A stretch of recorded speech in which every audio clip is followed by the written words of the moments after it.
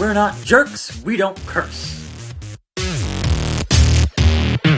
Salutations, Grime Nation! It is I, your most magnanimous host, and the most polarizing and professional superstar on YouTube, Grime. And I am here, once again, like every week, with a Grime's Great Raw Review. Highlights. Because if I have to cover RVD versus Alberto Del Rio one more time, I'm gonna have an aneurysm. So let's go, let's review this episode of Raw. We open the show, as we should always open every show, with your champion and mine, John Cena, and he's here to tell us to please subscribe to the WWE Network. They need subscribers, they need the numbers, and it is your responsibility, Grime Nation and C Nation, to go and subscribe, beg your parents, and get on the network. It's great. It's got every episode of Slam City. Yeah. But of course, no one can resist the temptation to interrupt Mr. John Cena during his excellent and informative promo. And of course, here comes that wasty waste Roman Reigns, followed by more wasty wastes, followed by Dean Ambrose. It was just nonsense.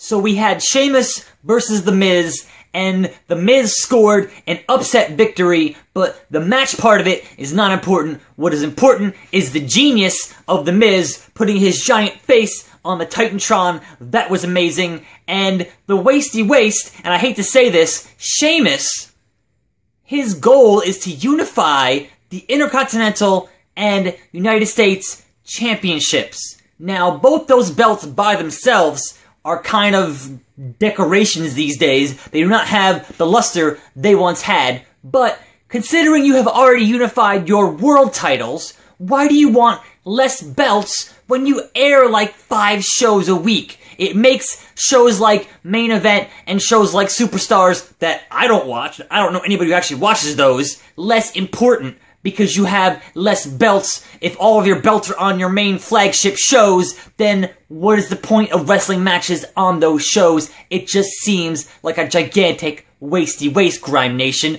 Do you agree? Let me know in the comments. Yeah. So, Grime Nation, I agree that the WWE Network is a fantastic offer and a fantastic deal. But what is a bit confusing to me is that the voice of the WWE, Michael Cole, is insistent that I go watch the network during Raw? Like, I'm watching Raw because that's where John Cena lives, on Raw. Why are you telling me to go watch the network while your flagship show is airing on television? Sweet sassy molassie, there was an interruption during what could have been a 5-star classic between Fandango and Dolph Ziggler, while those strumpets, Layla and Summer Rae, were table dancing on this PG show. Get off that table. That is not what the table is for. There was a match going on in the ring. You are interrupting. You are being completely unprofessional. You need to get down from there right now. So due to the unfortunate retirement of Santino Marella, who is consistently hilarious in his illustrious WWE career, now apparently the guy who wants to sell you stuff on the show is Adam Rose. How far has that wasty waste, drug-promoting Adam Rose fallen? He should not be on TV every week, and now he is trying to sell me hot dogs. I do not want any hot dogs that you had a part of making or buying, Adam Rose. I do not trust those hot dogs. There could be drugs in those hot dogs. Get away from me, Adam Rose. No. So Rusev and Jack Swagger have a détente. And for those of you uninformed in the Grime Nation who do not own a dictionary, I will explain that a détente is supposed to ease tensions between nations. It is a discussion to ease tension between warring nations. And that's what we have here with Jack Swagger and the no longer racist Rusev. Apparently next week on Raw, there will be someone called Florida.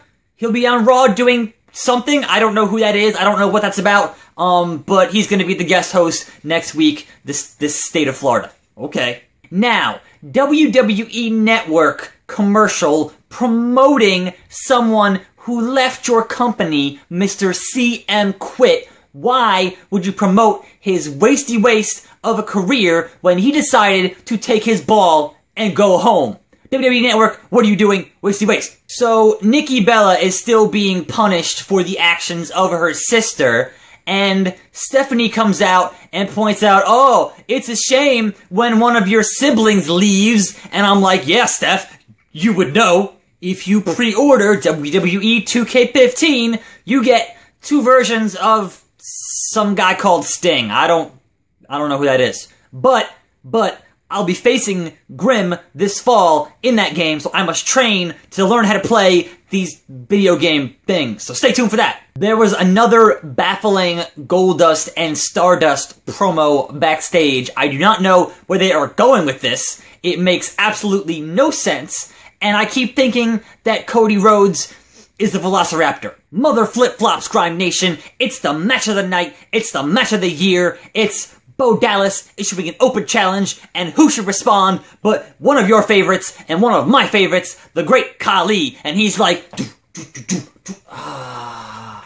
I need not do that. Get so excited for the great Khali. But he was there, and he lost the match because Bo Dallas is now 15 and Bo, and it's great, and he's an inspiration to myself and yourself and the millions. Bo Dallas, inspirational. So all night we've seen the Authority backstage talking to people and being awesome, and Steph wants to dance, doing her mom dance, and it's great. And apparently, here's Paul Heyman, and he says that if your plan A does not work and your plan B does not work, then he has plan C. And I don't know if plan C means Cesaro. I don't know if plan C is Kurt Hawkins. I don't know what plan C is. Obviously, it's not Brock Lesnar, because that would be plan B. But anyway, Heyman has a plan. And here comes the Nature Boy, Ric Flair. Woo! He's styling, he's profiling, he's being inappropriate towards Renee Young. She's the same age as your granddaughter, Mr. Flair. Behave yourself. She certainly does not want to ride Space Mountain. So you get your main event. It seems like Seth Rollins, in his Matrix pants, has somehow injured his knee or something, and that's kind of a shame. Perhaps now he will get his hair cut and fix his hair while he's out of action. I don't know. And there was a disqualification in the match, which means that John Cena is the winner in this match. Does not matter that he was beat down at the whatever. John Cena is known for one thing and one thing only, and that is overcoming every odd you put in front of him. So if you think for one single solitary wasty waste of a second that John Cena is not going to leave Battleground as your WWE World Heavyweight Champion, you have another thing coming, Grime Nation. That's gonna happen. Yeah.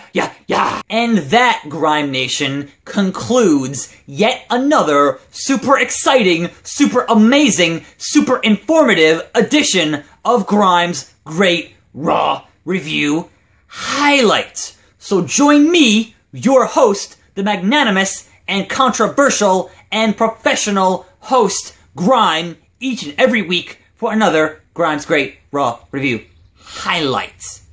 As always, it has been nailed. Now, if you'll excuse me, I have another appointment with the doctor to get my medication and have this thing refitted. So I'll see you right here next week. And don't forget to subscribe, like, share, tweet, tout, retweet, Reddit, Facebook, Foursquare, Instagram, Telegram, Sonogram, and Carrier Pigeon, the undisputed action figure champion of the known universe. It has been nailed.